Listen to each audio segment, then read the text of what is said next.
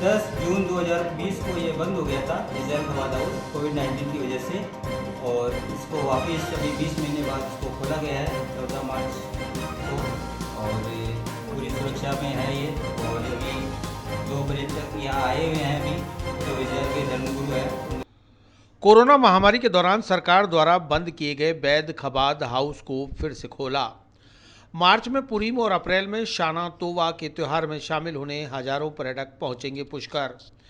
वैसे तो कई देशों के पर्यटक देश के प्राकृतिक सौंदर्य और आध्यात्मिक जीवन को जीने भारत आते हैं, पर इन पर्यटकों में एक बड़ी संख्या इजरायली मूल के यहूदी पर्यटकों की भी होती है।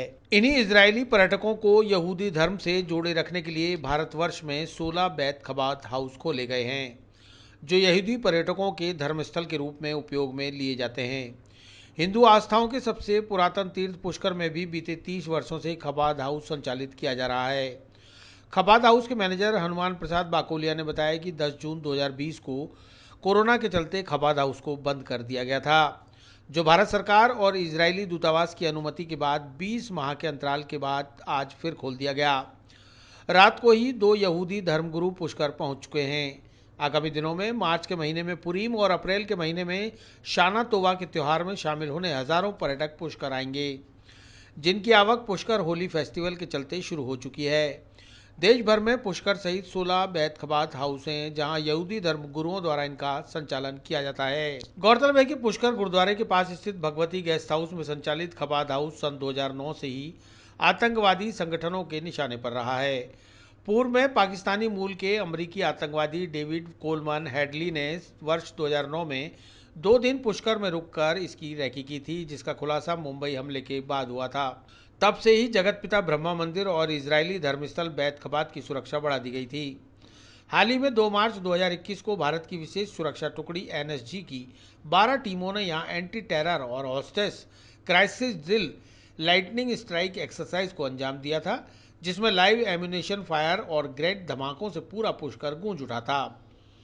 फिलहाल दिल्ली एम्बेसी के बाहर हुए बम धमाकों के बाद से ही 10 सशस्त्र जवानों की तैनाती खवाद हाउस की सुरक्षा में कर दी गई, जो 24 घंटे खवाद हाउस के अंदर और बाहर तैनात रहते हैं।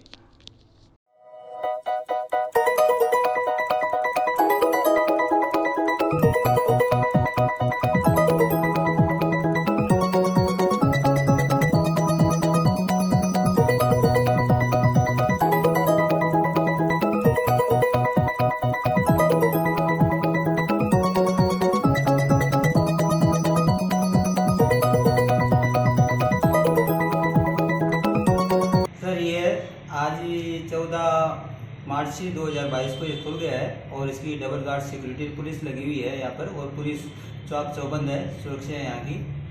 और यह 10 जून 2020 को ये बंद हो गया था इजराइल खवाद हाउस कोविड-19 की वजह से, और इसको वापस अभी 20 महीने बाद इसको खोला गया है 14 मार्च को, और पूरी सुरक्षा में है ये। और अभी 2 पर्यटक यहाँ आए हुए हैं अभी, जो इजराइल के धर्मगुरु हैं उनके साथ ही, और बाकी काफ़ी संख्या में यहाँ इजराइल के लोग अंदर खवाद हाउस में पधारे हैं, और उनके खाने पीने की और उनकी पूजा वगैरह पूरी व्यवस्था यहाँ कर रखी है, और पूरी सुविधा के साथ सुरक्षा के साथ इनकी चल रही है सर। और मैं दूसरा ये भी कहूँगा, जैसे हमारे यहाँ इस पुष्कर होली की वजह से कुछ वर्षों में व्यापार इतना बड़ा है कि रेशा ये है कि 40% टूरिज़्म के अंदर व्यापारियों को फ़ायदा हो रहा है, और जो हमारे देसी विदेशी पर्यटक यहाँ आते हैं और दिन प्रतिदिन इनकी संख्या बढ़ती ही जा रही है।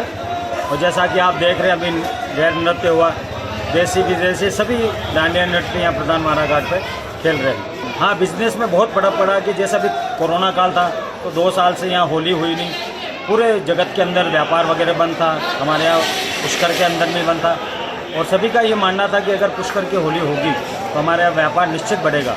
और ये रेशो पिछले कुछ एक साल का है कि लगातार व्यापार बढ़ता जा रहा है। ऐसा है कि कम से कम 40% व्यापार इस समय एकदम इंक्रीज हो जाता, बढ़ जाता है, और निश्चित डेफिनेटली ये व्यापार अच्छा बढ़ता है। और इस होली की वजह से सभी को रोजी मिलती है, चाहे वो छोटा हो, बड़ा हो, व्यवसायी हो, जूते वाला हो या ठेले वाला हो, रेस्टोरेंट वाला हो, सभी व्यवसायी को, कपड़े वाला, जैसे हमारा पुष्कर का फेमस है कपड़ा, तो यहाँ से कपड़ा है, चांदी है, इनको सबको व्यापार मिलता है।